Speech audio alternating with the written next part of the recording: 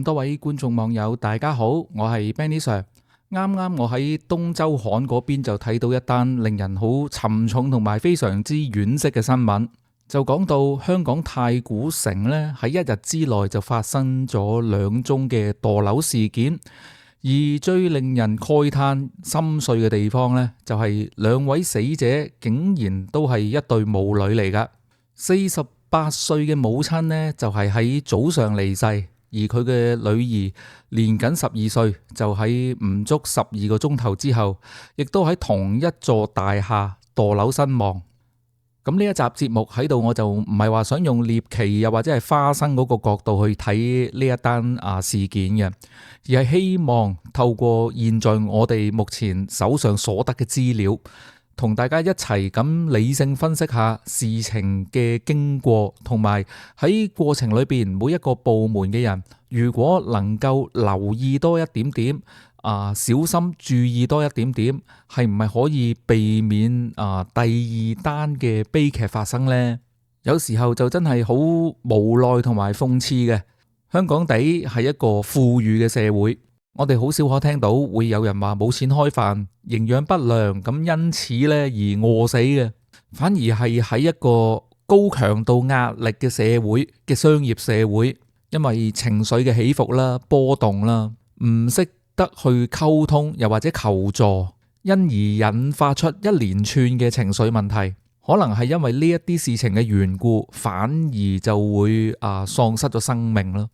據報道講，事情個經過係咁樣嘅，就係喺6月10號早上大概係9點鐘左右啦，就喺太古城廬山閣，一位48歲姓黃嘅女子就喺佢嘅居住單位，懷疑同12歲嘅女就教育嘅問題引起爭執嘈交，咁跟住佢就翻入咗自己嘅房間，咁喺稍後呢，個女喺客廳度就聽到母親嘅大叫聲，女兒進入房間之後呢，就未見到母親嘅身影，而佢亦都隨即就喺窗外探頭向下望嘅時候，就發現母親倒臥喺樓下嘅平台，估計係喺睡房攀過窗呢，就一時衝動睇唔開。呢一位女兒馬上亦都立刻報警求助，救護人員去到現場檢驗之後，亦都證實咗女事主係死亡嘅。去到6月10號晚上7點21分，警方再次接到報案，就話上址地點有一名12歲女童墮樓。救護人員到場之後，亦都指出女童因為傷勢嚴重不治。警方初步調查之後呢，就認為女童係懷疑由同一個單位墮下。據現場消息講，好快亦都查證咗墮樓嗰位女童就係同早上墮樓嗰位女子呢係母女關係。喺墮樓現場嘅晚上，亦都有一位男家屬到場認屍。5公隨後亦都將女童嘅遺體移送咗去殮房。現階段警方仍然係深入調查當中，暫時亦都未有透露死者嘅身份背景同埋更加多嘅細節。呼籲目擊嘅市民又或者係掌握背後資料嘅市民，可以主動聯絡警方就協助調查嘅。雖然呢一單新聞嘅內容又或者提供嘅資料唔多，但係我哋都可以見到第一件事情乜嘢都係嘅，冰封三尺非一日之寒。咁我就唔係話佢哋兩母女之間嘅關係，而係林林總總唔同各式各樣嘅生活壓力，可以合理咁樣去推測預估，因為同個女教育上嘅事情而引起爭執爭吵，相信就唔係第一次噶啦。喺度我哋雖然唔知道背後會唔會身為母親嗰一位女士，佢喺經濟壓力工作壓力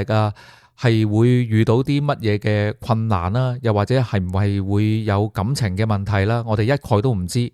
但係根據12歲嗰個女童喺稍早嘅時候透露俾警方所得知嘅信息，就係因為教育問題。如果想即係盡量減少呢啲悲劇發生，我相信第一道防線就一定係小學又或者係中學噶啦。因為好奇怪嘅，大人遇到問題呢，反而好多時就表現到自己好正常咁樣，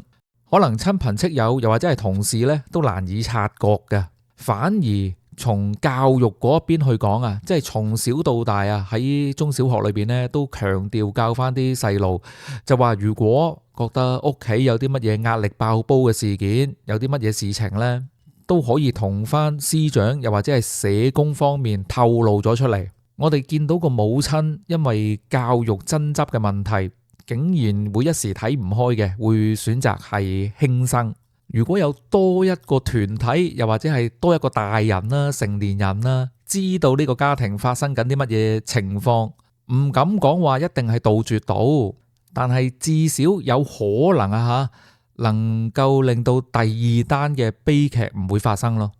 第一單嘅墮樓事件係6月10號早上9點24分，而第二單嘅墮樓事件就係同日嘅晚上7點21分，相隔咗10個鐘頭。從新聞報道裏邊，我哋就得知第一單嘅墮樓嗰位48歲嘅女子呢，係並沒有任何親屬去到現場嘅。咁喺事發嘅現場，又必定係會有警方、有救護人員，佢哋亦都向呢一位12歲嘅女童有作出一啲查詢。咁我就唔知道警方又或者係救護嗰邊呢，佢哋嗰個操作手冊係點樣俾培訓前線嘅員工啊？我哋憑住常理咁樣去講啊，一位母親墮樓喺現場嘅警方應該馬上就叫個女童呢就聯絡翻父親，又或者有冇啲乜嘢親朋戚友，有邊個大人可以聯絡，有冇舅父啊，有冇阿叔啊、阿姨啊、姑姐啊咁樣噶嘛。如果係並沒有任何成年人陪伴呢一位12歲嘅女童，係唔係亦都有相關指引，就係要啲前線嘅警務人員又或者係救護人員馬上就聯絡社會福利署呢？即係點都好，經歷一個咁大嘅事故，一定係要有成年人馬上介入噶嘛。好多時我哋睇報紙都有講啦，即係好不幸咁樣啦，又係有時喺啲學校呢咪有啲輕生嘅事件，咁校方馬上就會安排社工啦、心理專家啦，就為學校裏邊有一啲有需要嘅同學，又或者係教師啊，即係同佢哋傾偈、開導佢哋，同埋觀察佢哋噶嘛。又或者係咪應該馬上酌情地吓，我唔知啱唔啱，就接呢一位女童一齊翻咗去警署先，至少喺警署裏邊係嘛，咁多警察咁多人，即係會望實個細路女啊嘛。又或者救護嗰邊係唔係亦都安排佢上救傷車，就送咗佢去醫院先？經歷咁大嘅事情，係咪都要檢驗下、檢查下佢嘅身體狀況？咁亦都可以馬上聯絡翻住院嘅社工。總之講到尾就係要有個大人傍住。由於資料就實在太少，所以呢，我哋暫時亦都未能夠得知警方同埋醫護嗰邊喺個過程裏邊提供咗乜嘢協助俾個女童嘅。但係就算一啲工作手冊上高冇指引，只要前線嘅員工諗多一步，諗多少少呢，其實就覺得成件事情係會推向好危險嘅方向嘅。即係唔好講多，淨係講一樣嘢啫。假若真係得呢兩母女相依為命噶啦，冇其他成年人嘅親朋戚友，個父親亦都聯絡不上噶啦。咁呢位12歲嘅女童，佢就算逗留喺太古城嘅單位裏邊，佢嚟緊呢幾日佢食咩呢？着咩呢？係嘛？至少第一樣嘢就解決咗佢食飯開飯嗰個問題先啊嘛。假若真係調查完墮樓呢一單案件，咁跟住就各有各收隊的話，就有得一位12歲嘅女童上翻去嗰個單位裏邊，莫講話12歲啦，即係就算啊。係22歲、32歲、42歲，哪怕係去到72歲啊，一個人唔需要話讀咗咩心理學啊、精神科，都知道喺咁嘅環境之下，情緒係會崩潰噶啦。第一單嘅悲劇，我哋從字面嘅報道，可能就會覺得生活壓力啦，成年人睇唔開啦。一時嘅衝動啦、義氣啦。但係第二單嘅悲劇之所以發生，其實就真係兩個字嘅咋，冷漠。行多一小步，多少少同理心，多少少從呢一位12歲嗰個女童嗰個角度啊，去感受下一個咁樣嘅劇變。咁跟住要做乜嘢工作，其實就唔使人教噶啦，帶翻差館先又好，係嘛？送去醫院先又好，揾社署提供社工又得。呢一啲事情必然係大人安排噶嘛，因為嗰位12歲嘅女童肯定係嚇親，同埋亦都唔識得提出任何嘅要求同埋幫忙，